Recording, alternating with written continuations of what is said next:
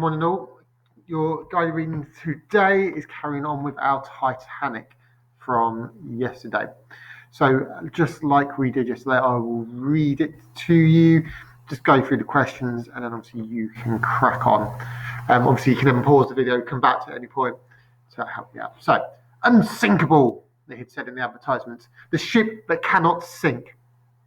The newspapers had made much of her size and safety, her luxury and collision-proof double hull. People had flocked to buy tickets for her first voyage. The rich and glamorous, quite at home beneath the chandeliers of the ballroom, and poor Irish emigrants who could only afford the cheapest cabins on their trip to a new life in America. The ship was a little world in miniature, rich on top, poor on the bottom, but all heading in the same direction. And she was so big and so brightly lit. The iceberg, by contrast, moved like a dirty brown slab, hidden for the most part under water. It had broken away from the polar pack ice to float aimlessly south across the shipping lanes, and it too was Titanic. So that actually takes an easy question. So the first one you can see is an inference. Why were people surprised the ship was sinking? So it doesn't actually say why, because that would be a fact retrieval. You need to look at what's written and consider why does that mean people were surprised the ship was sinking. Your second question, which is a fact retrieval, is what is the main reason for there being so many poor Irish emigrants on the Titanic? So have a look. Fact retrieval, you find the key word in the question, go and identify it in the text. That will help you out on that front.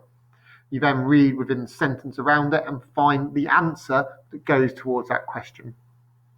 And then your last one's an inference. So again, where you can use the text to help you here. A little world in miniature. That's a direct quote from that text. So what is meant by that description of the Titanic? And refer to the text in your answer, because that's how you're going to make sure you get that question's answer correct. A little world in miniature. If you don't know what miniature means, use a dictionary. Find it. Look at the definition. And then you've got your extension question to sink your teeth into. Why is the iceberg described as being like a like a dirty brown slab, whereas the Titanic is described as so big and so brightly lit? So why is the author described in this way? Why has he described the iceberg as a dirty brown slab, and then the Titanic being so big and so brightly lit? What is the author trying to do by describing them that way? And you can use that in your explanation.